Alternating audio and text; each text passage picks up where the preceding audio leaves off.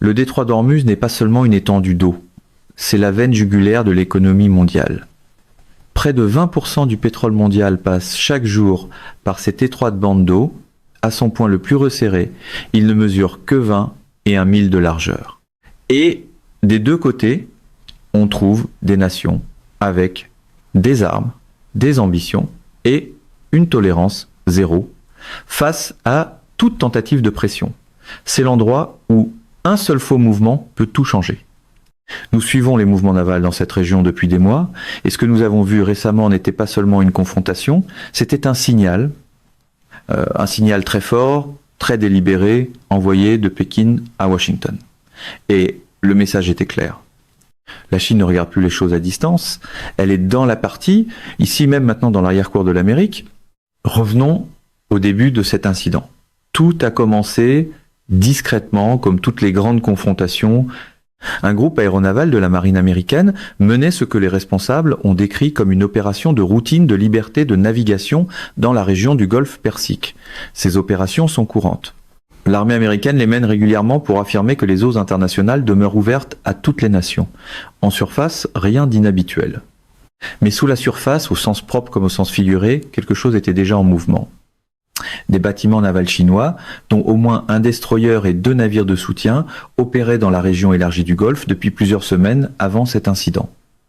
Pékin avait présenté leur présence comme faisant partie d'une coopération anti-piraterie et d'exercices conjoints avec des partenaires régionaux. Sur papier, cela avait l'air diplomatique. En réalité, c'était un positionnement d'actifs soigneusement calculé. La Chine ne déplace pas des navires de guerre à l'autre bout du monde pour des patrouilles anti-piraterie. Tout le monde dans la communauté du renseignement le savait, mais Washington a choisi de surveiller plutôt que de confronter, du moins au départ. Le moment où les choses ont changé est survenu juste avant l'aube, heure locale. Le groupe d'intervention américain, qui comprenait un destroyer lance-missiles et 2 navires de soutien, se déplaçait dans le détroit lorsque des navires de guerre chinois ont modifié leur trajectoire. Pas progressivement, pas de manière ambiguë. Ils ont viré directement vers la formation américaine à une vitesse qui a déclenché des alertes immédiates sur les systèmes radars américains. En quelques secondes, les communications radio fusaient entre les deux camps. Les commandants américains exigeaient de connaître l'intention des navires chinois. Les réponses qu'ils ont reçues étaient froides, brèves et profondément troublantes. Des officiers de la marine chinoise, s'exprimant en anglais sur le canal ouvert, ont informé le commandant américain qu'ils menaient leur propre exercice de liberté de navigation. Ils ont utilisé un langage presque identique à celui qu'emploie l'Amérique, mot pour mot. C'était pas un hasard. C'était une provocation délibérée, enveloppée dans un langage diplomatique. Ils disaient essentiellement à Washington: nous pouvons jouer à ce jeu-là, nous aussi. Et le message a atteint exactement sa cible. Pendant les 30 minutes suivantes, les deux groupes navals ont maintenu leur cap et leur vitesse sur une trajectoire qui aurait pu mener à une rencontre rapprochée extrêmement dangereuse. Les marins américains étaient à leur poste de combat, les systèmes de contrôle de tir étaient actifs, tous les capteurs de chaque navire américain étaient verrouillés sur les bâtiments chinois, et chaque navire chinois faisait exactement la même chose en retour. C'était pas un film, c'était réel. Des centaines de marins des deux côtés retenaient leur souffle dans l'affrontement le plus tendu que le détroit d'Ormuz ait connu depuis des années. Il faut comprendre le poids de ce qui se passait pendant ces 30 minutes. Une mauvaise communication, un doigt nerveux, une défaillance technique sur n'importe quel système de capteur, et cet incident devenait le premier chapitre d'un événement que les historiens auraient étudié pendant des générations. C'est pas une exagération, c'est le calcul froid de ce qui se produit lorsque deux superpuissances capables de déployer l'arme nucléaire pointent leurs armes l'une vers l'autre dans un corridor de la taille d'une ville. Et c'est là que l'histoire prend un tournant qui a surpris même des analystes militaires chevronnés. Washington n'a pas reculé, mais Washington n'a pas non plus escaladé de la façon que la Chine aurait pu être anticipée. Au lieu de cela, les États-Unis ont posé un geste à la fois audacieux et calculé. Les responsables américains ont immédiatement contacté plusieurs partenaires régionaux, y compris des États clés du Golfe. Et dans les 30 minutes suivant le début de la confrontation, une réponse diplomatique et militaire coordonnée était déjà en marche. C'est la vitesse de cette réponse qui a étonné le monde. Les États-Unis avaient manifestement simulé ce scénario. Ils avaient un plan de jeu prêt. Alors que les commandants chinois s'attendaient peut-être à de l'hésitation ou à de la confusion de la part de Washington, ils ont plutôt obtenu une réaction précise et coordonnée, démontrant que la machine militaire et diplomatique américaine peut se déplacer très rapidement quand elle le doit. Les alliés régionaux ont commencé à repositionner leurs propres actifs.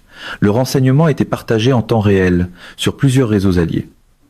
Et au plus haut niveau du gouvernement, des appels étaient passés, établissant le ton de tout ce qui allait suivre.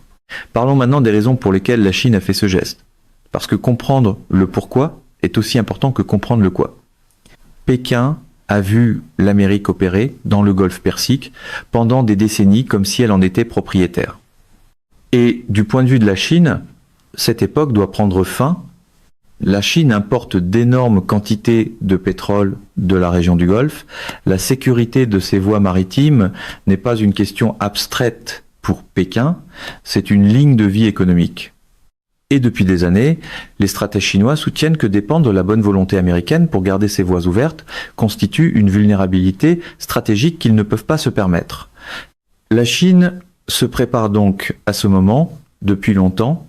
Ses capacités navales ont augmenté de façon spectaculaire au cours de la dernière décennie.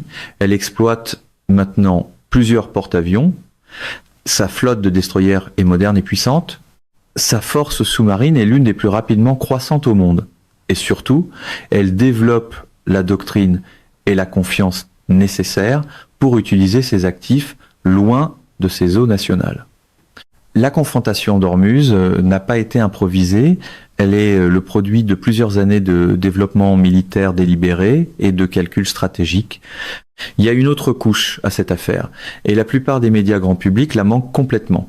Le moment choisi pour cet incident n'était pas aléatoire. Il est survenu durant une période de forte tension diplomatique entre Washington et Pékin au sujet de Taïwan, du commerce et des restrictions technologiques. La direction chinoise a l'habitude d'utiliser des signaux militaires pour communiquer sa frustration lorsque les canaux diplomatiques s'enlisent. En envoyant des navires de guerre dans le détroit et en forçant une confrontation, Pékin envoyait simultanément un message à plusieurs publics. À Washington, le message était « Ne nous sous-estimez pas ». À son propre public intérieur, Pékin démontrait sa force. Et aux États du Golfe, la Chine rappelait à tout le monde qu'elle est un acteur dans cette région, que l'Amérique l'accepte ou non. Les États du Golfe eux-mêmes observent tout cela avec une attention extraordinaire. Ce sont des gouvernements qui ont bâti leur architecture de sécurité autour des garanties militaires américaines pendant des décennies. Des bases américaines, des systèmes d'armes américains, une présence navale américaine, mais plusieurs de ces mêmes gouvernements ont aussi approfondi leurs liens économiques et diplomatiques avec la Chine. Ils sont coincés entre leur dépendance sécuritaire envers Washington et leur avenir économique qui passe de plus en plus par Pékin. La confrontation d'Ormuz a forcé chaque capitale du Golfe à se poser une question très inconfortable. Si cela dégénère, de quel côté nous rangeons-nous ? Cette question n'a pas de réponse facile. Et l'incertitude qu'elle crée est en soi une forme de levier stratégique pour la Chine. Si Pékin peut rendre les États du Golfe incertains quant à la fiabilité et à la capacité de maintien des États-Unis, ces États pourraient y penser à deux fois avant d'héberger des bases américaines, de partager du renseignement américain ou de soutenir des opérations militaires dirigées par les États-Unis. C'est un jeu de longue haleine, c'est patient. Et cela fonctionne jusqu'à un certain point, ce qui explique précisément pourquoi Washington a répondu si rapidement et si fermement à l'incident d'Ormuz. Maintenant, parlons plus en détail de la réponse américaine parce qu'elle a été réellement impressionnante par sa rapidité et sa coordination. Dans les heures qui ont suivi la confrontation, le commandement central des États-Unis a publié une déclaration inhabituellement directe. Il a confirmé l'incident, décrit le comportement chinois comme non professionnel et dangereux, et indiqué clairement que les forces américaines avaient maintenu leur trajectoire légale tout au long de l'événement. Ce genre de communication publique rapide n'est pas la norme. Normalement, ces incidents se retrouvent enfouis dans un langage bureaucratique pendant des jours ou des semaines. Le fait que Washington soit allé rapidement sur la place publique montre qu'il voulait contrôler le récit avant que la Chine ne puisse le faire. Simultanément, l'armée américaine a accéléré le déploiement d'actifs navals supplémentaires dans la région. Cela n'a pas été annoncé publiquement en détail pour des raisons évidentes de sécurité opérationnelle, mais plusieurs sources de défense ont confirmé que la présence américaine dans et autour du détroit d'Ormuz avait été considérablement renforcée dans les 48 heures suivant la confrontation. La Chine avait essayé d'utiliser la présence et la proximité comme tactique de pression, et Washington a répondu en renforçant sa propre présence. C'était un contre-message direct et impossible à manquer. Sur le plan diplomatique, des responsables américains ont contacté leurs homologues dans plusieurs pays du Golfe afin de les rassurer sur l'engagement continu des États-Unis envers la sécurité régionale. C'était pas des appels de routine. C'était des conversations substantielles sur l'accès aux bases, le partage du renseignement et la planification de contingence. Washington disait essentiellement à ses partenaires régionaux « Nous avons vu ce que la Chine a fait. Nous avons répondu et nous ne partons pas. » Ces conversations comptent énormément dans une région où la confiance envers la détermination américaine a été ébranlée ces dernières années. De son côté, la Chine a répondu aux déclarations publiques américaines avec le langage soigneusement calibré que Pékin utilise toujours dans ce genre de situation. Elle a nié toute faute, elle a affirmé que ses navires opéraient dans le respect du droit international, elle a accusé les États-Unis de gonfler délibérément un non-incident à des fins politiques. C'est le manuel standard. Nier, détourner, accuser, mais ce démenti sonnait creux pour toute personne ayant accès aux véritables tracés radars et aux enregistrements de communication de cette matinée dans le détroit. Ce que les tracés radars montraient était donc sans ambiguïté.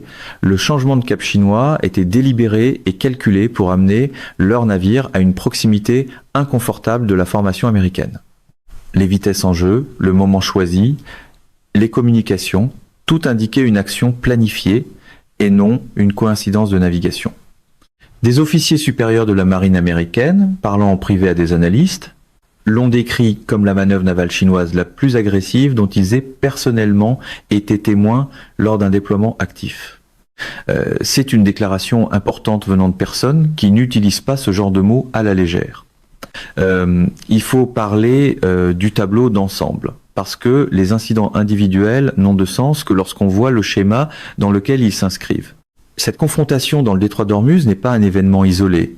C'est le plus récent point de données dans une tendance constante d'affirmation militaire chinoise qui s'accélère depuis plusieurs années. Nous l'avons vu en mer de Chine méridionale, où la Chine a construit des îles artificielles et les a militarisées malgré des décisions juridiques internationales défavorables.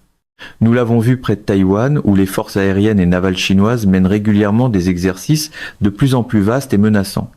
Nous l'avons vu en mer de Chine orientale, où les tensions avec le Japon restent constamment latentes. Et maintenant, nous le voyons dans le détroit d'Ormuz.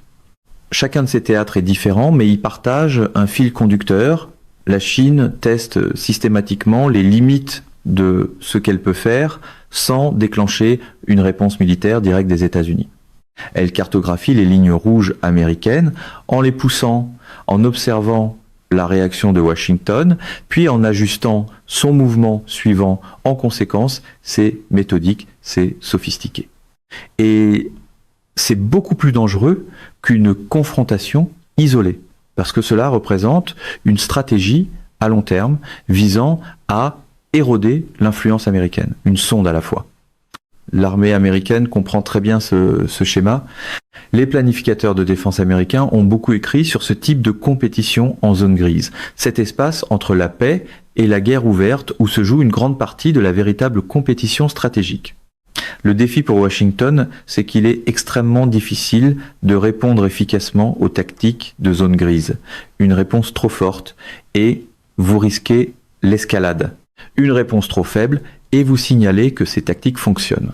Trouver le bon équilibre en temps réel, sous pression et avec une information imparfaite, est réellement difficile. L'incident d'Ormuz est une étude de cas sur la façon dont l'Amérique tente de gérer ce défi. La réponse publique rapide, le déploiement accéléré de forces, les démarches diplomatiques auprès des partenaires régionaux, tout cela a été calibré pour envoyer un message clair, sans franchir un seuil qui pourrait allumer quelque chose de beaucoup plus vaste. Les stratèges débattront pendant des années pour savoir si ce calibrage était exactement le bon. Mais l'effet immédiat a été de signaler que Washington est alerte, coordonné et prêt à répondre fermement lorsqu'il est défié. Ce qui se passera ensuite dans cette dynamique est la question qui empêche les analystes de défense de dormir. La Chine ne cessera pas de tester les limites. Ses intérêts stratégiques dans la région du Golfe sont réels et croissants. Ses capacités navales continueront de s'améliorer et ses incitatifs politiques internes poussent ses dirigeants à démontrer de la force plutôt que de la retenue. En même temps, les États-Unis ont des obligations conventionnelles, des ententes de base et des décennies d'investissement dans la sécurité du Golfe qu'ils ne peuvent pas simplement abandonner sans conséquences majeures pour leur crédibilité mondiale. Nous sommes donc face à une situation où deux grandes puissances se retrouvent de plus en plus en contact dans une voie maritime confinée et stratégiquement cruciale, avec des enjeux élevés, de fortes tensions et une possibilité très réelle d'erreur de calcul. La confrontation dans le détroit d'Ormuz a été un coup de semonce, pas une balle. Mais les coups de semonce ont une façon de dégénérer lorsque ni l'un ni l'autre des camps ne croient pouvoir se permettre de reculer. Les prochains mois dans la région du Golfe nous en diront beaucoup sur la façon dont Pékin et Washington comptent gérer cette compétition à l'avenir. La Chine poussera-t-elle de nouveau? Presque certainement. Les États-Unis répondront-ils? Sans aucun doute.